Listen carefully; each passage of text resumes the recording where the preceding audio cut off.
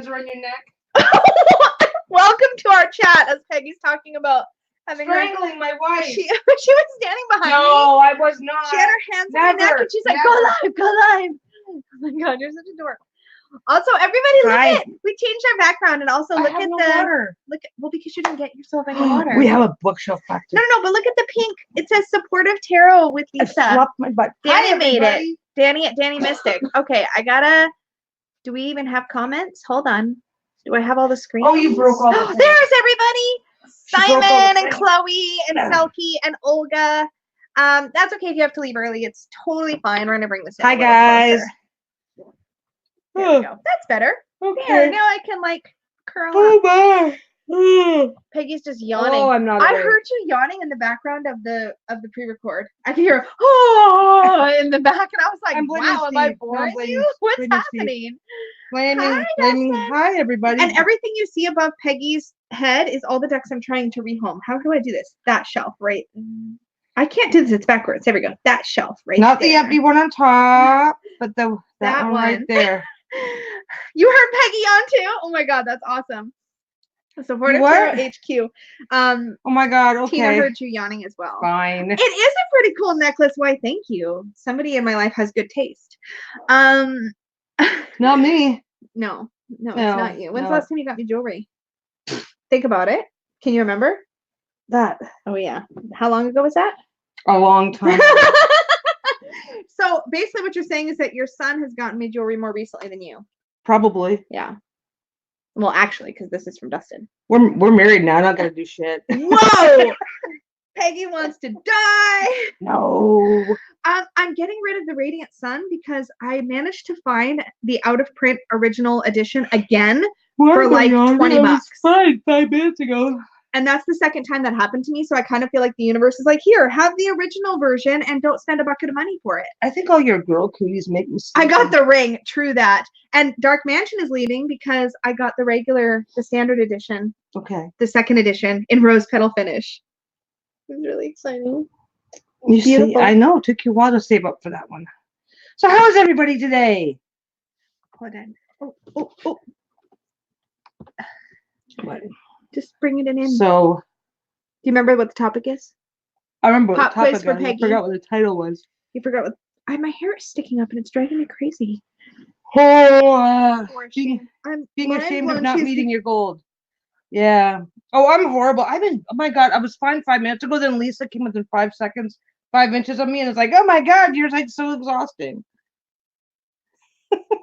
So in other news, I got up this morning at the butt crack of dawn to take Bruno to the vet and to get back in time to still do this. Meanwhile, Peggy was sleeping. I slept in. So any whining she does about being tired is probably going to get her a punch to the thigh. Just so y'all know. Whining about being Why are you tired holding my hand? Why are you holding my hand? It's not about being. It's not about being tired. It's about you because I'm blaming you. Yeah, because you didn't buy Dark Mansion ever, Simon. You haven't ever. What? Why?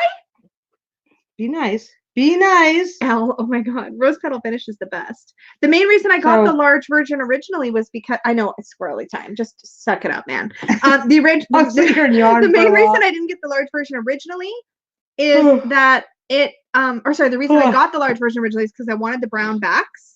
And I thought the cardstock would be better, but it's huge. Why are you sticking your finger in my ear? Because I'm bored. Anyways, the second edition for the standard size, you can pick the brown backs, and it comes in rose petal finish like the limited edition. It's very exciting. I think I already have a home for it though, so it's technically reserved for somebody for about a week, and we'll see. Been up since 5 and hubby got up at 10. Did you smother him with a pillow to wake him up? That's what I like to do when Peggy sleeps. Smother people with smothering tends to. Well, don't smother him till he dies. Just. Please don't smother people on my advice, period, ever. I just realized we're on the internet. Please don't listen to Lisa. Please don't. Okay, so feeling ashamed of yourself for not meeting your goals. Yes. That's so common. Yeah.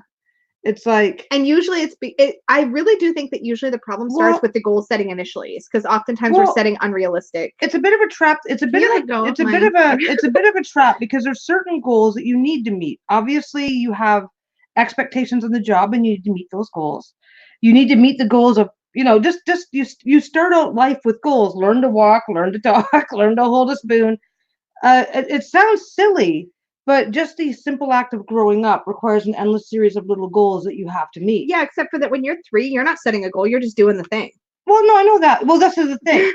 But it's like, but what do you get taught growing up? It's a necessary lesson to keep trying. Yeah. I know it's hard. Keep trying. Yeah. And there are certain goals where you're regardless of how you feel about it, push, like, okay, like kids who don't like school. Well, that's too bad. You have to learn to read and write. Yeah. So there are certain. It's a certain element that just kind of. Yeah. Oh, I still have a learner's permit because I don't test well and don't want to go for my full license. There's anxiety with testing, right? I can't. It's not a learner's permit. Well. She's talking about driving. Oh, we have a graduated we have learners, then we have novice, then we have the next level, and I've got the novice, I just haven't gone for the next one. But you can be a novice driver forever. You can be a novice driver forever here with no issues. So exactly. It's like, okay, I'm not taking a test, this is fine. Well, and Elle says, I won't be able to slot in with my role models. Yeah. I mean, this is the thing. Sometimes we compare ourselves to other people, which is a whole other way we go down the rabbit hole of thinking that our goals need to line up with what people we respect or like or admire are doing. And that's not necessarily the case. But there's a trap there. Because sometimes it's like,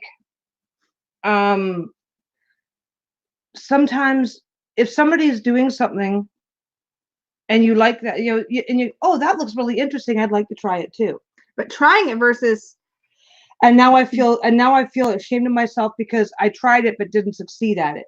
Here's an example, a YouTube example, right? If I had started a channel with the thought of, oh, I think it'd be really cool to have 5,000 subscribers, I would have probably done it for like a month and then walked away. I don't have 5,000 yet. What's going on? Yeah. But if I was like, hey, I'd really like to try making a YouTube channel, that's different because you go. That's probably a relevant example because there's a lot of people that talk about, oh, I should start a YouTube channel. I should start making content. Which is fine. Yeah. They see other people do it, like we're doing it, we're enjoying it. Yeah. And they say, oh, well, Peggy and Lisa are doing it, they're enjoying it. I'd like to give that a try. But that seems interesting, I'd like to give it a try is different than they're doing it, therefore I should do it. And now it's a goal. Yeah, or the way that they're doing it is the way I should do it, or I'm not successful unless I do it to the same degree that they do. So there's all kinds of like messy things here. Red Hat Tarot says, can you talk about how to do the depth year? Yeah, here's how I did the depth year. I set a whole bunch of goals for myself, way too many. And then 3 months didn't meet any of them. 3 months in, you'll find, I think about that point, you'll find a video called What Depth Year? And that was the last video I made about depth year for a reason, because depth year was supposed to be about going deep. That was actually about goals, and it was. People were beating themselves up over that. Exactly. I'm generalizing. I don't mean everybody, but there was a couple of. There's a lot of people actually that felt really bad about how they did. Yeah, we came across a couple of videos of people, I feel really bad. But here's the cool thing. But you shouldn't feel bad. It's your choice. Here's what I got out of depth year and what I'm still getting. I still went deep with tarot. I'm still all in tarot all the time. But I had set all these other goals. I wanted to read a certain amount every month. I wanted to do this. I wanted to do that. But what I got out of the experience of trying depth year was But there's also personal because some people. Let me finish. Yeah. Though. I know I'm going to poke you. What I got out of it though was I do read more now. I have been enjoying my tarot studies. I have been working with a couple decks where I studied them over a longer period of time. So there's a few things that I neglected that I got back into doing. I just am not holding any rigid structure around it anymore. Yeah. I think for a lot of people, depth year became just about not buying new decks. And I think it was more meant to be about diving into your hobbies and enjoying what you have and what you can do with what you have around you. And I think it kind of took on a slightly different tone over time. I think it's a personal thing. For you, it's not feeling positive. It was more that it wasn't that it felt negative. I just realized it felt overly limiting. Yes. And overly self-pressuring. And I was like, that's silly. I don't think there was any, I mean, I think you avoided a lot of the beat myself up thing because once you recognized that it was kind of starting to head that way, you were like, this isn't feeling as fun. This isn't feeling as, because you wanted the challenge. Yeah. Simon's not going to do no Dec November. Who's surprised? Oh, mean. No, it's not mean. He hates no Dec November. He's extremely vocal about it. I know. Simon enjoys the collecting. Came up with that. That started last year, I think. 2020 is going to be my year for some real inner work, I think. Yeah. Yeah. Hi, Gwen. And hi, everybody. I've been missing. I'm sorry. My glasses are up. My glasses are down. I'm like, and we can't adjust. Lady Knight says maybe we should rename the depth year into focus here.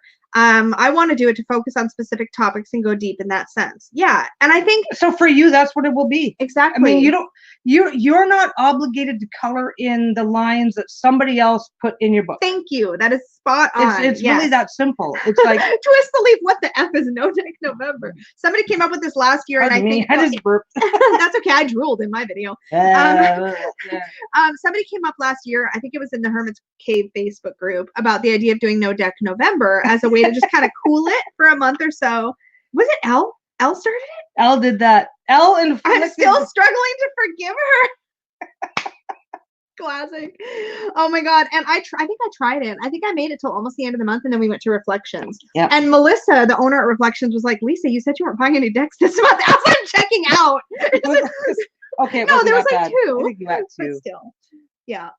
It was a thing. It was a thing. But yeah, no, I think it's really interesting because we have goals and things that we have to accomplish. We have to accomplish simple things: paying the rent on time, buying groceries, cooking, taking care of the kids. Has to cook, though. Well, no, but we have no, there's basic okay. You don't have to cook. I don't have to cook. Okay, but you don't feel guilty about that. Not anymore. I used to. You used to, and it's like, but dude, so there's things that you have to, there's things that you already kind of have an obligation to attempt to accomplish. You accomplished making sure there was food in the house, making sure that if this is how this works. Peggy says, Lisa, you're in charge of dinner today. I'm like, okay, would you like Chinese or pizza? Who am I calling? Who am I calling to bring food? Or I pull something out of the freezer and throw it in the oven and call it food. That also happens. You can cook. I can cook. I just don't effing want to. She doesn't like cooking. Well, but okay. So there's already things that we have to do, whether we want to do them or not, even if it's just the damn responsibilities. Okay, even I don't want any. Even if it's the absolute bare bones basics, like laundry, cooking, paying the bills on time. There's already all these goals that you have to meet. And yeah, if you can't pay your rent on time, you're going to feel bad about it. There's not much because that's but even that happens, right? Like sometimes you but the thing is, you can't just blow that off. No, you can. You really shouldn't. You should. I mean, technically, you can. What is going on? I'm like in this like super baggy T-shirt, and I feel like I'm a potato. You're having a fidgety day. I'm very fidgety. So the thing is that then we get this confusion. Is so these are necessary. I'm not even in the camera. These are necessary life goals. Pay the rent, get the food in the house, do the laundry, get the job. Make sure that you're meeting the basic required. If you're struggling at some aspect of the job, getting the training, getting the assistance that you need to do it. There's already goals that you have to achieve, and if you don't achieve them, you're going to feel bad because it's going to affect you. It's going to directly and measurably affect you. Yeah, absolutely. The biggest problem is that we start adding other things on top of that. We start making this. We add everything else into the same pile. I need the newest cell phone, or I'm not going to feel good about that. It's like, wait a second. I want to learn a new skill for my own self-enrichment, and I'm going to feel bad about myself if I don't accomplish it in an unrealistic. The guitar example is actually good. Remember when I got you a guitar and guitar lessons? Yeah. She got me a guitar for Christmas. Got me guitar lessons for Christmas, and that was really great. And we were doing it. I've got like a fairly persistent tennis elbow. It's not a big deal. Not from actual tennis. Have you ever? Not from actual tennis. No. Yeah, most people don't get it. Yeah, no. Tennis elbow is just a tendon thing in your elbow. Anyway, turns out that if you have tennis elbow, you can't play guitar. It's really that simple. So I struggled through for a while to see if it would get better, and it didn't. So I stopped. It's like, but I didn't feel guilty because it's like, okay, well, I wanted to try it. I gave it a shot. I could force myself to make it work, or I could just walk away. Emma says sometimes focusing on just the necessary goals is enough when we feel overwhelmed. Exactly. Sometimes it's like, I'm just going to get up in the morning and like do my minimum. Yeah, but then you let other people's, I can't say other people's because then we let ourselves, is this doing an opposite thing? That one? Yeah, we're not mirrored. Anyway. It takes a little bit to get used to, yeah. It's because StreamYard, but then we can do the commenting, which is fun. But, so what ends up happening though, is we start adding other things. Yeah. We start adding other things to the mix, and we put it in the same basket as the necessary stuff. There's necessary stuff that you can't avoid. And if you don't meet those, if you don't go buy groceries, you're gonna go hungry for the month. It's like, okay, or the week, that's or one type of goal. That's a type of goal. So then we put all these unnecessary things or frivolous things, and okay, frivolous is relative, because something that might seem frivolous to me might be of absolute importance to you, because we also don't distinguish that. It's great, right? So yeah, pressure from society and social media. Yeah, and then we put, and then we take it on. We internalize that and take it in as things that we should be doing, even if it's not realistic. So, but we add these to the necessities. We add these to necessary goals. So suddenly we're trying to accomplish these things. I should learn a skill. Oh, but I'm busy. I don't have time. I already have a skill. I feel really bad because I wanted to learn to be a rocket scientist and it didn't work out. It's like, but no, here's what I did to myself. Here's what I did to myself in depth year. It's semi-relevant. I was like, so depth year, initially the goal was to just go deeper into what you currently do. So then I started like, okay, first it was like, okay, well, I'm only going to buy so many decks and books and whatever for the year. That's fine. But I still want to enjoy tarot. But then I started adding to it. I'm like, I'm going to read for 30 minutes a day, my fiction books. I'm going to finish X amount of books per month. I'm going to color 3 times a week. I'm going to by the time I was done, it was like a goal marathon. It was horrifying. And careers, like sometimes the shame doesn't come with the goal.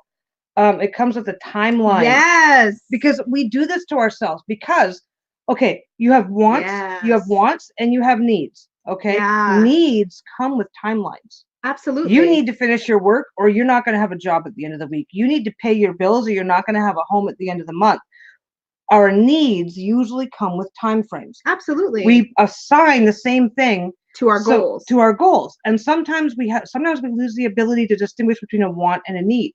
Sometimes for effective goal setting, it helps to have some kind of date or timeline in mind. Absolutely. But if you're doing a goal for the purpose of enriching your life in some way, whether that's in a tangible way or an intangible way. If it is stressing you the fuck out, you are not enriching your life. Thank you. Yeah, that's where I was headed with that. But it's like, yeah. But it's definitely a trap.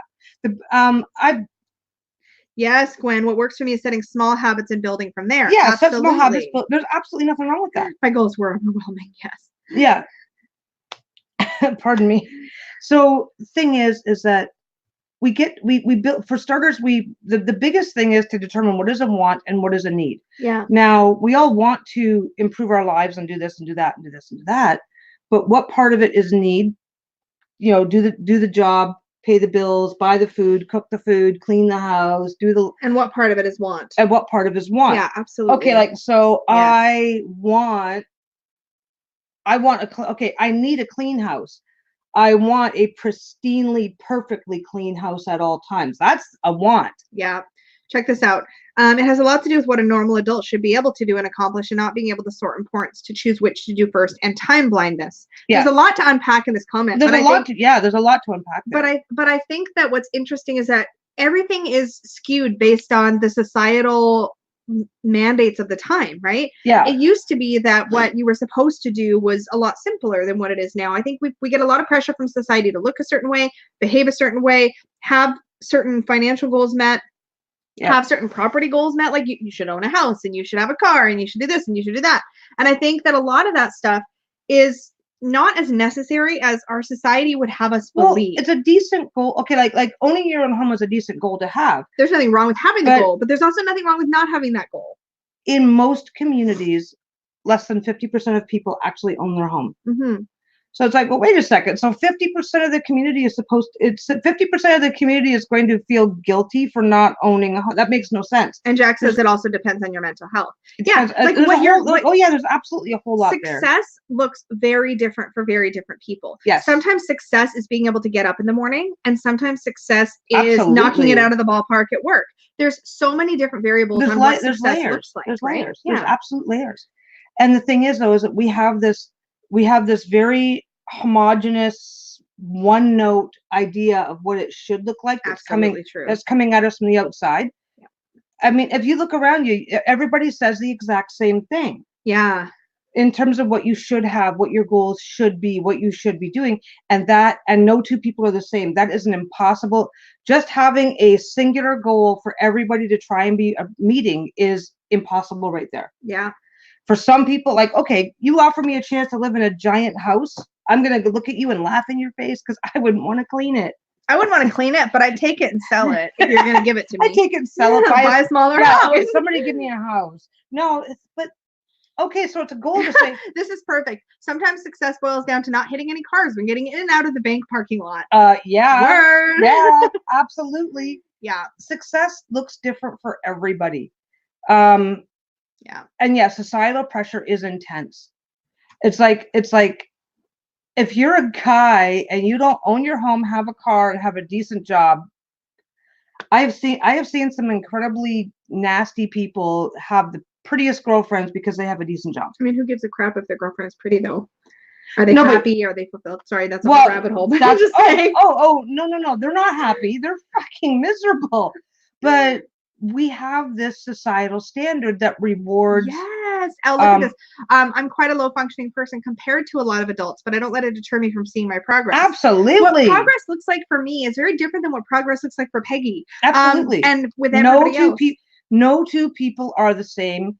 And for me, a good day is not giving in to the programming that I kind of came with. You know what I mean? Like, well, and not giving into the societal. Well, if you don't have blah, how can you be happy? It's like, how can you give a shit about, as long as I am happy, how can you sit there and tell me not to be happy because I haven't met your idea of a life goal? This is why when I actually work with the tarot around. But it's also about sorry, I'm just going to interrupt because it's also about figuring out what are the wants and what are the needs. Yeah. I need food, shelter, and clothing. Everything else is a fucking bonus. Yeah, it's true. I think perspective is really important in this conversation in general. But once you've met a goal, when you set a goal for yourself and then you don't meet it, I think a lot of that is about, as I talked about in the video, I think a lot of it is about mining what you can from that experience. Like, what is the good stuff you experienced or learned? It may not even be good stuff, but what have you learned as a result of trying the thing? It doesn't matter if you didn't meet the goal or not. What matters is what you can take from the experience of having trying it. Yeah, like what's the word? Tried. Having tried. Oh my God, are you having that kind of a morning? I did. I was like, trying sounded right. I was like, I know it's not right. I was yawning and exhausted 5 minutes ago.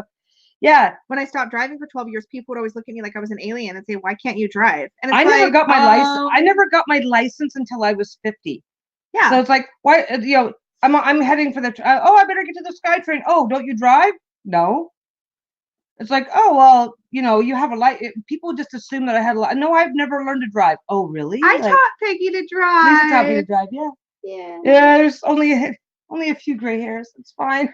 I got a few extra during that experience. No, actually, you were a really good driver. I drive like a grandma and I don't give a shit. Go around me. But we both drive like grandmas, around me. So we don't frustrate each other because we're both like conservative, cautious drivers. I'm not in a hurry to get anywhere. It's like, whatever.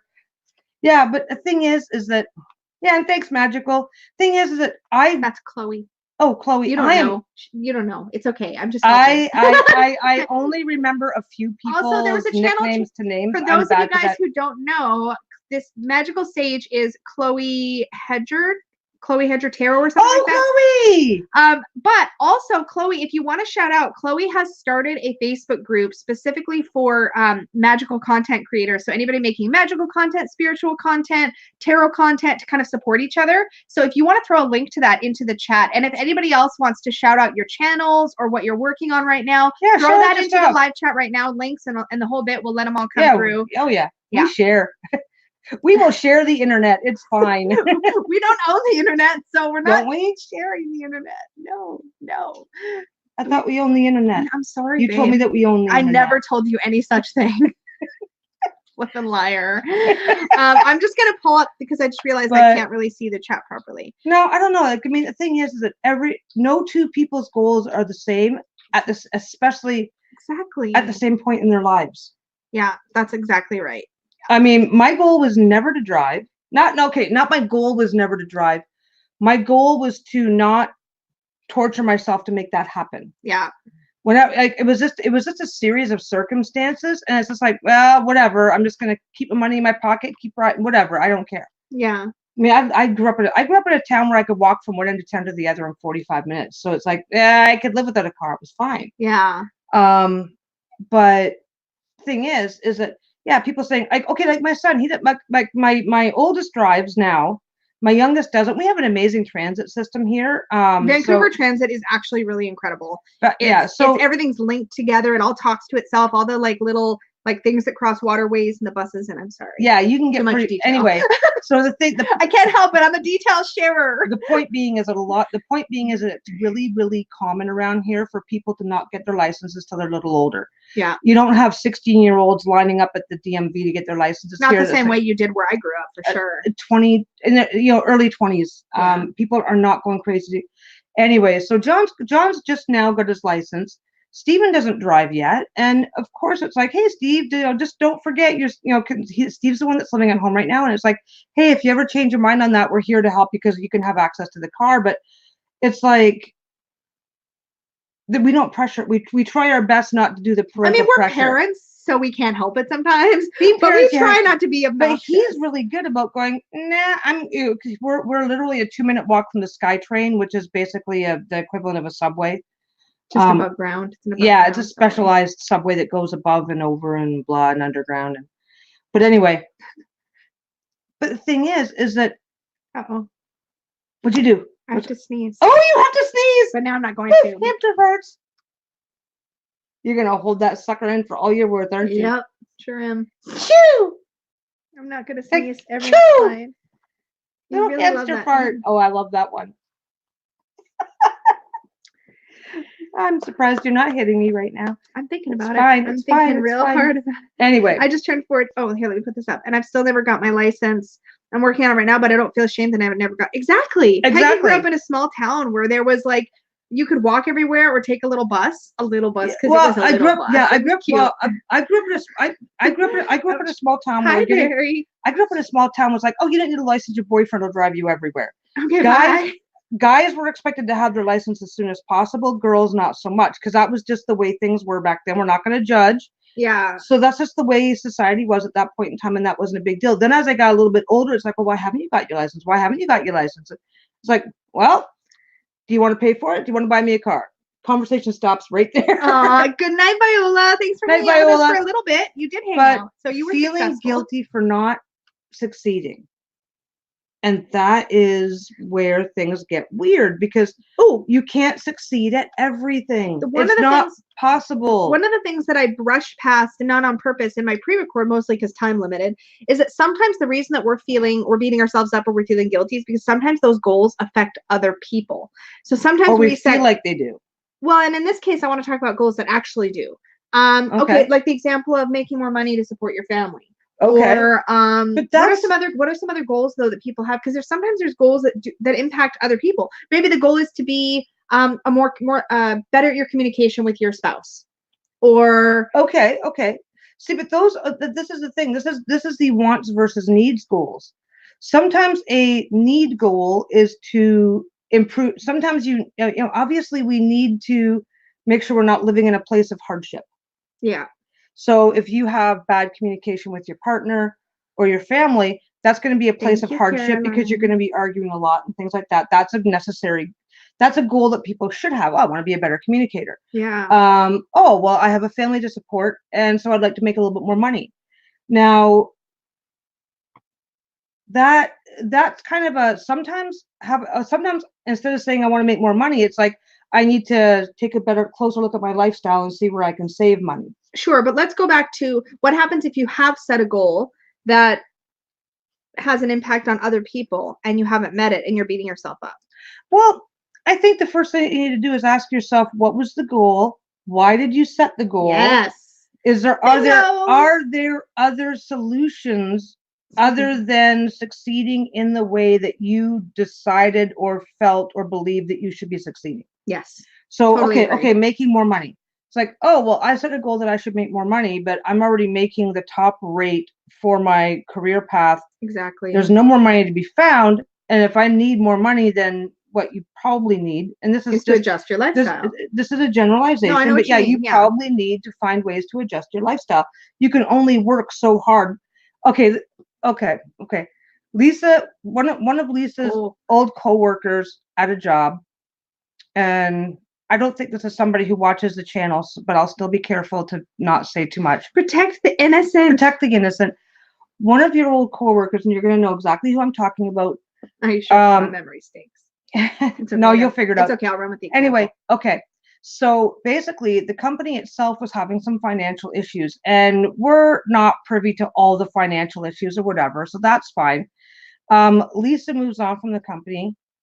They don't replace her. They let her coworker pick up the workload. Somebody else leaves the company. They don't replace that person. They let the coworker pick up the workload. Yeah. So now, and this had previously been a company that I believe I think they had told Lisa, don't bother correcting me because no, it's fine. It helps protect the innocent. I believe that at one time, shortly before, Lisa only worked there for like 2 years. At some time shortly before that, there had also been 1 or 2 other part-timers in or something, or occasional people in. So anyway, so this poor guy is now doing the work of like 3 to 4 people by himself, and he's running a location. So this is like a branch type thing. They have multiple locations. He's running this location by himself, which means he can't just pick up the phone. Hey, Joe from the other department, can you step over and help me? Nothing. Completely on his own. Completely on his own. The man is over 60. He is more likely to have a heart attack from the workload than he is, but because of his particular job title, we don't use names. His job title is paying higher than average for the area. So, and they won't change his job title to give him a raise.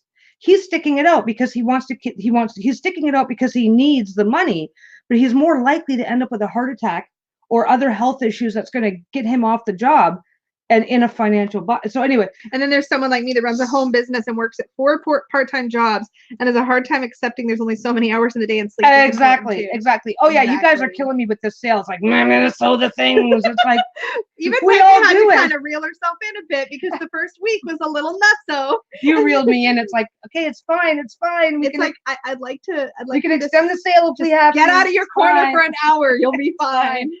The thing is, so I'm doing the very slow, careful over explaining just to avoid doing the thing. Yeah. So let's get back to the point of it. This person had a need for extra money because he was already getting paid at the top of the food chain for what his job title was.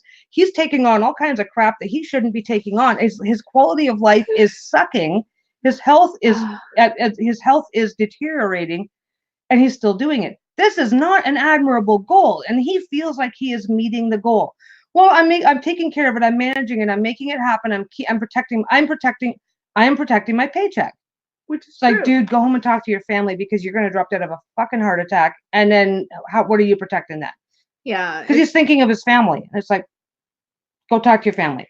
Yeah. It's like, so goals, when you are blindly focused on the goal and not focused on anything else in your life, this is what this guy's trap is. He was so focused on the goal that he's forgetting everything else that's going badly in his life as a result of meeting this goal. To me, a goal is meaningless if you can't enjoy the process getting there. If you're not getting anything, and maybe enjoy is too strong of a word, but sometimes if you're not, there's work. But sure, there's work. But if you're not finding the process fulfilling, you're probably doing yourself a disservice. I really do feel like that. I feel like if there's very few goals I can think of in life that I've ever had that I couldn't pull some positive joy or fulfillment out of the process of getting there. Because to me, if I'm not connecting to the process, that's a bit of that's a want versus need. True. This is working but I don't think of needs as goals. I think of them as meeting your needs, like prioritizing your needs. It's different to me than setting goals. But it creates the trap that's okay, Ultraviolet. It creates the trap because we don't always distinguish between a want and a need. So when a want finds itself in the need basket, that's where trouble happens. Agree. So a want is, this is a goal that I've set for myself. So I want to enjoy the process. Your want-based goals, I want to learn to play a musical instrument. I want to make sure I read that book. I want to do this. I want to do that. Those are goals. If those goals are coming with guilt and shame, then you need to reevaluate that because these are not necessities in your life. Now, if paying the bills comes with guilt and shame, then you need to think about, okay, what can I reevaluate that might make this easier? But the unfortunate reality, and again, when you have a clear separation between wants and needs, I think that's important.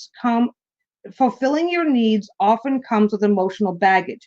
fulfilling your wants really shouldn't have that kind of baggage. Here's a good example. I often set my goals too high in my home business. The faster I work, the more money I make, but I've started to hate it and get so stressed that I can't handle when family stresses come my way. This is really tough, particularly when you have your own business, because absolutely. I haven't hit that. I haven't had that happen yet, but I had that happen with the yoga studio. She had absolutely. I hit a total wall. I've had a couple of days where you're like, okay, honey, let's just go get a coffee, and because I would start getting, I don't know if frustrated is the right word, but like, okay, overwhelmed maybe. Well, this is too much of this is a little bit too much detail. I recently bought a fabric that I really, really liked that I wanted to use. Got it home, got a better look at the fabric, and the fabric turns out to be crap. Yeah, that's disappointing. It was very, very disappointing. It's like, oh, damn, but I really wanted to use that. And because it's a Halloween-based fabric, there's a time crunch. It's like, well, I need to figure this out. Let's go for a coffee, because in 5 minutes, you're going to decide that it really is crap. And it is. It's really crappy fabric. I won't use it. And it was a mistake, and that was fine. But it goes back to the example of working for yourself. So you don't have the excuses of a shitty boss. You are. You can't be like, I can do that. I could be like, because I'm the peon in the Sparks creation universe. Yeah, I can blame everything on you. I found a supplier, went to visit the supplier, found a bunch of stuff I did like, found this one. Oh my God, that's really cool. Didn't take as close a look as I should have. Yeah. Because everything else was fine. Yeah. Got this. Everything else was amazing. Got it home and went, oh, that was dumb. So yeah, you do that and it happens. And it's like, I'm not going to feel, and it's like, I had my moment. I have my moment of, but I'm not going to feel bad or feel guilty or feel horrible. I'm not going to let all these negative emotions creep in over what, at the end of the day, is a simple mistake. Yeah. I mean, and I think if that was all I was buying, because I had no discernment, I'd have a different problem to solve. And rather a large one, considering the rate at which you like to buy fabric. Yeah, but I mean... which is only surpassed by the rate at which I like to buy tarot decks. So it all works out in the end. Turns out that buying fabric is a hobby all by itself. And I love helping her pick out fabric. Anyway, but yeah. So over explaining my little example, but the thing is that you can make a little mistake, and if it is tied into your bigger goals in life, you can end up beating yourself up for weeks over it. So true. So again, oh my God, Bruno is perfectly curled up in his dog bed and he looks amazing. He had a big adventure today, getting to go to see the vet. Yeah, he got a thermometer shoved up his ass and now he's tired. That's what happened. That's basically. Let's see. What do we? Well, if you had a thermometer shoved up your ass, you'd be tired too. First, he got a thermometer shoved up his butt. Then he got a little doggy blood pressure cuff. Then we had to chase him around outside with a jar lid to capture some of his pee. It was a good time. And he's like, "Why are you getting so close to me? I just want to pee on this bush. Leave me alone." The tech had to hand me the cup because he's like, "What are you doing? Why are you so close?" Poor guy. So yeah, he's tired. He's earned himself a nap. He's totally fine, Donna. He sees his internal medicine specialist a few times a year. And he sees his he's doing great. He sees his diabetes doctor just to make sure everything's fine. He gets very good care. He is totally fine. It's just a normal, necessary checkup for him. Right? I know, that would make me tired too. It's like, what? You already shoved something up my butt. What are you doing? What more do you want? Poor guy. And he's always so excited to get there. And then as soon as he walks in the door, he's really excited. He pulls right to the door. And then as soon as we go inside, he's like, "Oh, wait, I know where we are. Bye." He's like, "I'm out." So funny.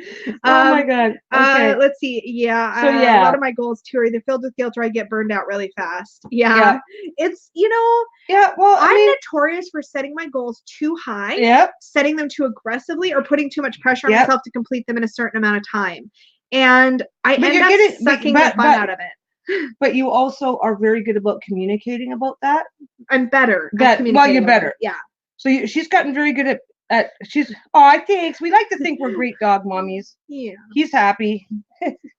But the thing is that, like I said, there are certain goals that you're stuck with. Yeah. Like I said, paying the bills, paying the bills, making sure the kids are fed. Like, there's certain things that you're stuck with, and if something gets in the way of that, there's nothing that it's just an unavoidable emotional hit. Yeah. If those goals, if something happens, so the first big thing that a person should do is go, I can't pay my cell phone bill. Okay, scale down to a cheaper cell phone because at the end of the day, they're not really a need.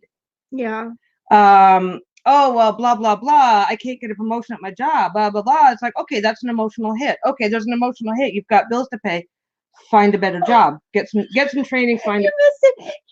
He flopped up. He was all curled up in his dog bed. Sorry, this is very important right now. This is important. He gets up, he walks exactly one step out of his dog bed, so his whole body is out of the dog bed, and then he just flop. I think he got overheated in the dog bed. So he does that. So he's like, yeah. But he literally didn't make it. He made it like an inch. And he's like, because he's tired. He's so tired. Because he had a thermometer up his butt, and poor guy.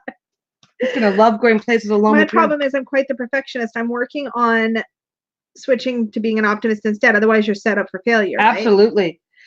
Yeah. You know what? That alone is a goal, though. Trying to be more optimistic is a goal. But that's a need. That is a need, because if you feel that you're too much of a perfectionist, then you need to work on that as a goal. But you don't need to have a crying fit in the middle of the night because you're upset because you're not very good at playing the piano. Yeah. Now, but at the same time, I think it's important to acknowledge emotions when they come up. The difference is, okay, let yourself have your emotion and then figure out what good you can pull out of whatever experience you've had. If you've gone for a promotion and in the process you maybe didn't get the promotion, but you got more confident and you've gotten better at recognizing your own skill set and your own value, then you might be able to then take that skill of having learned this about yourself. And even though you didn't get that promotion, maybe the next time you're looking for a job or the next time you ask for a promotion, you'll be even better at selling yourself. You'll be even better at believing in yourself.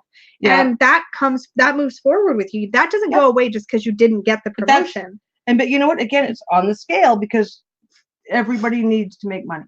Yeah. Or be with somebody or be the supportive person in the life of somebody who does make money. Mm-hmm. I need a nap now. You need a nap now? Yeah. But how? Because it's raining out. Yeah. But thing is that I need tea. The number one thing. Yes, Chloe.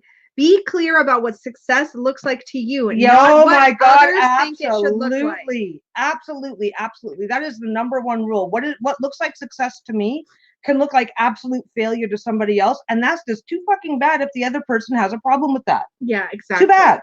I feel like I failed if I haven't been happy enough or positive enough. Oh, I'm a miserable bastard, and I feel like I've succeeded. It's great. Okay, hold on, miserable bastard. Okay, so here's the thing. Get off my lawn. Okay, wait. This is the problem with black and white thinking, and I know this well because I do this. But we live in a society that's marinated in it. It's my turn. No. So what I have a tendency to do is go anything short of where I want to be is a failure. But really, there isn't that kind of black and white. That doesn't even really truly exist. No. Yes, there is societal pressure and blah, blah, blah. We can get into all that. But she wants to talk and I need to let her. Everything's a scale. So it's not about was I positive enough? It's about how positive was I? Oh, I was this much positive. That's more positive than I was yesterday. I'm like, that's more nobody positive. Died. It's fine. Or maybe that's more positive than you were a week ago. Everything is, yes, Yoda says there is only try. Yeah, it's, wait. Yoda is the other way around. Yoda is there is to do or to not do. There is no try. And there is try. There is try. The trying matters. Every little tiny baby step you make, even if you take a giant leap backwards the next day, is moving in the right direction. It's kind of hard to describe. Oh, that reminds me, walking my path, there is a black and white thinking spread for tarot. And I'll tell you where you can find it. Hold on. Hold on. Everything's going to come to a halt now. Absolutely. Because it was really good. And I really found it helpful because I'm a black and white thinker. Really? Yeah. Really? Yeah. Anyways. Hey, we got 30 people. Hi, everybody. Hi, everybody. I know a whole bunch of people came in that I missed. I know Donna came in. I think Jack's been here from the beginning. We can't adjust. We're using a different program to stream with. And the old one, we could make things bigger and I would see things more. Now it's smaller. So I miss StreamYard. I miss so much of the chat, which is fine because people can chat and you guys are allowed to chat. Yeah, I'm not finding it. But if you Google it, you will find it. It's literally called the Black and White Thinking Spread. I wanted to credit the author. Yeah, my idea of success is vastly different than Donna is saying. My idea of success is vastly different than my mother-in-law's. When the woman wants to pay my bills for me, I may give her a small say in how I should run my household. Yeah, I can't find it. I don't think I would let. That would be hard. It's in here somewhere. I just don't know where it went. Yeah. So, anyways, if you look it up, if you Google it, it's called the Black and White Thinking Spread. But it was really useful to me. It literally helps you unpack a situation and look at the book, like how to get yourself out of black and white thinking, which is, I found it really super useful. I think the number one thing. Yes, Jack. Did you already address that? I don't know. Jack says, I'm also trying to come to terms that things take their own time, not what I think it'll take. No, they don't. And you know what? Something that can be quick and easy for me can take you hours, and vice versa. Yeah. Vice versa. So it's like, it's not just the degree of success, the timing, the level of success, the level of happiness from that success. I found my old journal back in January this year. I was horrible to myself, yet I consider myself to be in recovery. I was also amazed how far I've come in. But you were in recovery, Elle. You just weren't. You're better now. As far as you are now. You've got. This is why I like journaling, though, because you can actually track the way that your thinking shifts over time. You can actually track how you're doing. I really love my daily journal practice with tarot for that reason, because I feel like I can actually see the way my thinking evolves over time. It's incredible. Yeah. Recognizing how far you've come now doesn't mean that where you were before was invalid, though, which I think is what Peggy was trying to say. It's like, okay, you found your journal. Okay, I'm gonna pick on Elle. I haven't picked on. I haven't picked on anybody in a while. Okay. You found your journal. Always pick on Elle. I know you're always pick on Elle. I haven't picked on anybody in a while. What she meant was, I haven't picked on Elle specifically in a while. Okay, so you found your journal from January, and you're going, I thought I was doing well, but sorry, Chloe said she started a journal because of me, and I got all the feels. Okay, all right, shut up.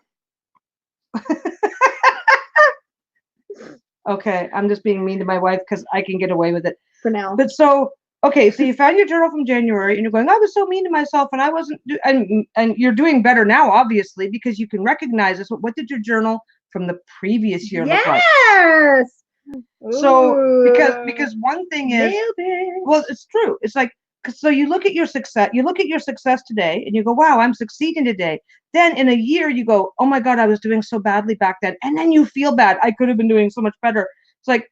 Or you kind of do those subtle, like, oh man, I wasn't nearly as good as I thought I was. Absolutely. Back then. It's like, but you're better than you have been. What's the word? Everything's relative. Relative. Everything's relative. Everything's relative. Relative to where you were the previous January, where were you? Because you Elle is the default picker on her. Oh my God, Elle is. I love picking on Elle. It's so much fun. It's the best. I got it. Yeah. Oh yeah. So it's like, see, Elle likes it. She's a bit of a masochist that way. Emotional masochist. So, but this is a trap. This is a trap that we fall into, which kind of you did accidentally.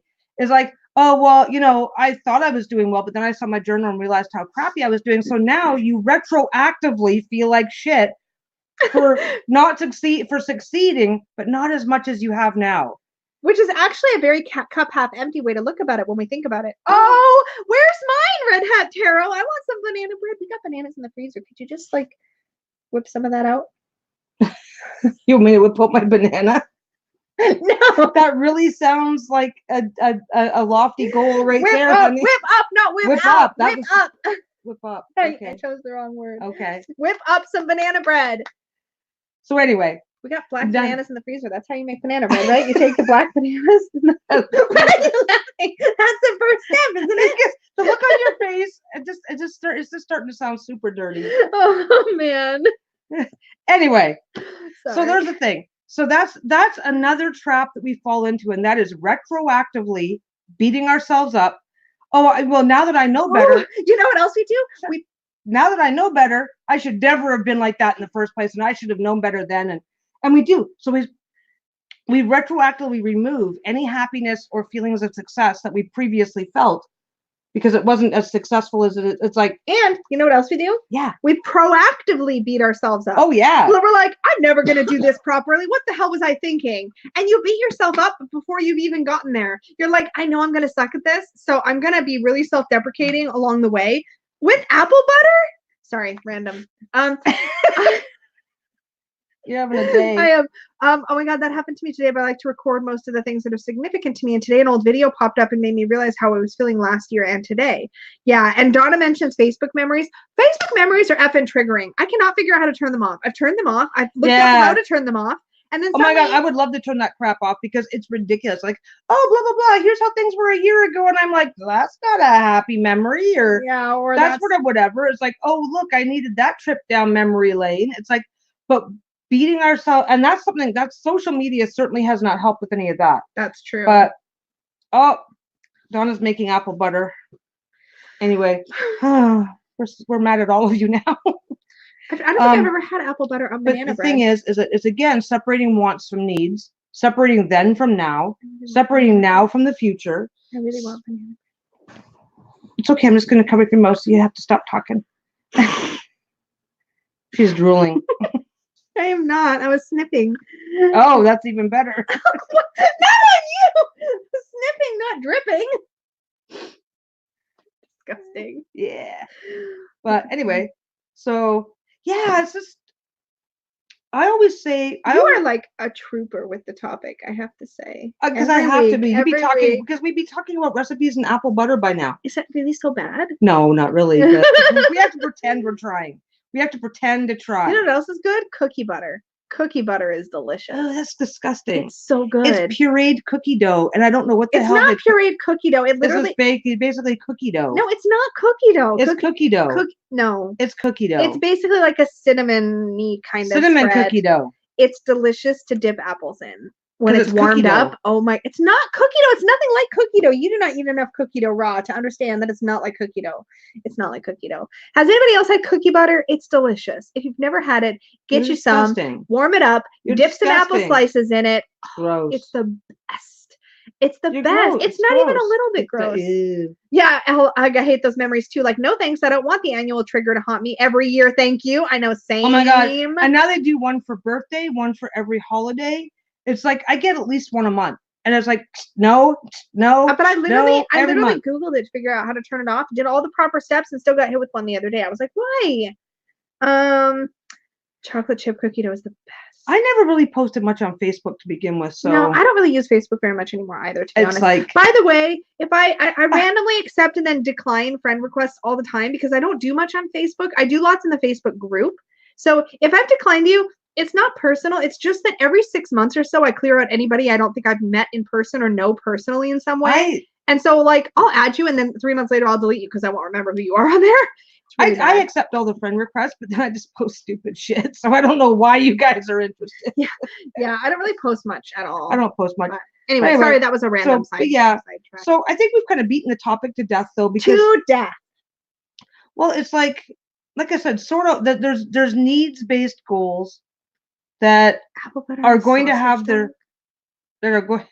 Ooh, doesn't that sound good? Though? It does sound good. Needs-based goals, they come with their own emotional baggage and issues that you just really don't have a choice in the matter. Yeah, how you're going to deal with it. But wants-based goals, and it's not like, oh, never try, because that's not it either. But it's like you can have goals that matter. Thank you, Twist the Leaf. Thank you for, I don't know why the link isn't going through. I just checked to see it is not putting it through, but yeah, you can find that spread on Instagram. You can also link it just in the comment in the description box under the video too later. I could do that if I'm not lazy. You're lazy though. So lazy. Absolutely. We should do a Tagteam Tarot this weekend. We should. I say on camera so you can't get busy. I trapped you. But oh, you trapped me. I trapped you. You trapped me. Yeah, I got the zombie tarot. I want to do Tagteam Tarot with the zombie tarot. I will describe in detail how the zombie is going to get you. This zombie is going to tear your face off. Yeah.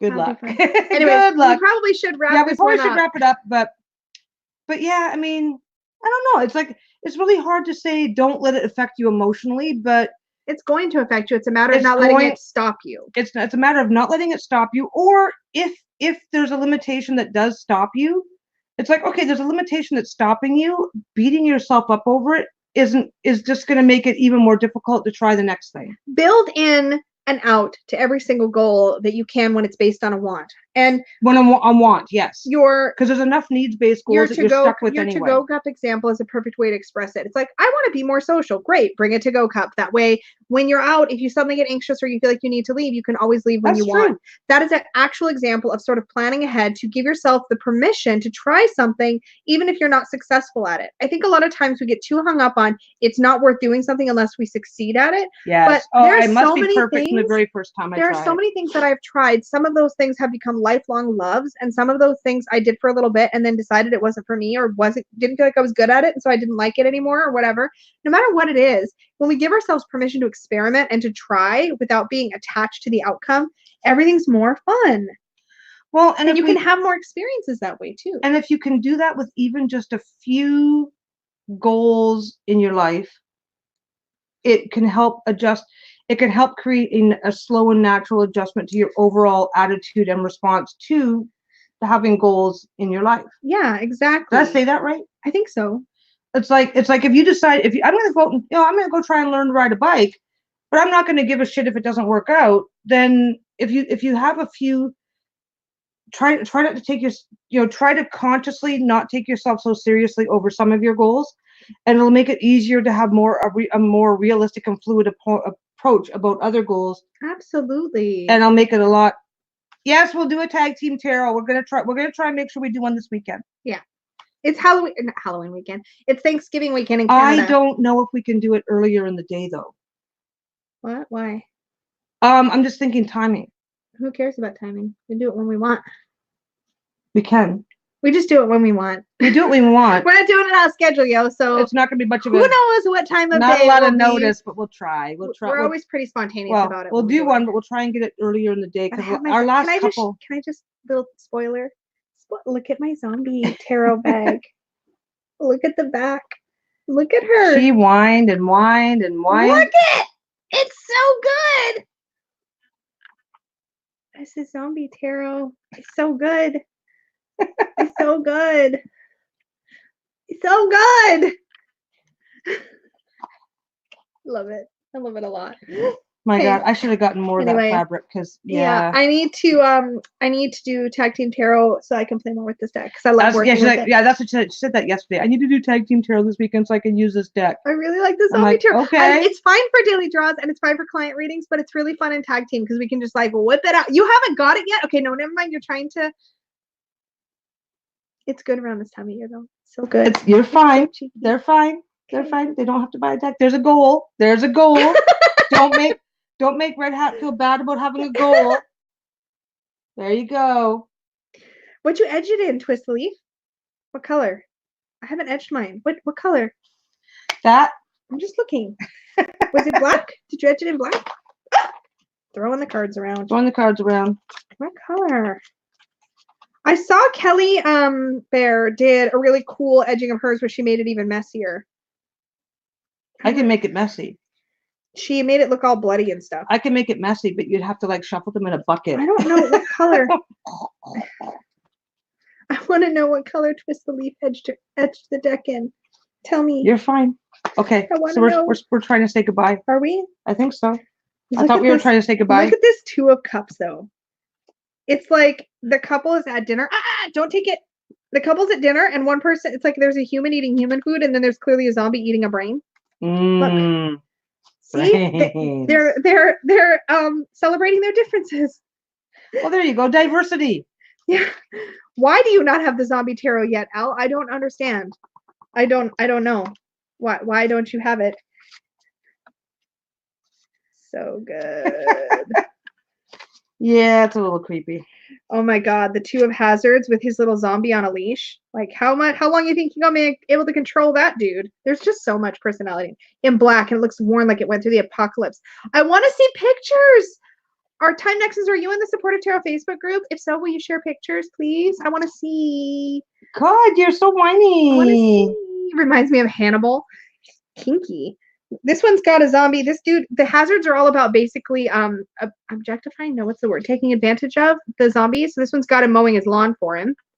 He's got it. He's got it going. He's got a whole system in place where he like dangles an organ or something in front of him. It's a brain, isn't it? Yeah, it's a brain. Probably a kidney. It's probably. Why are you obsessed with kidneys? You have issues. Look at this one.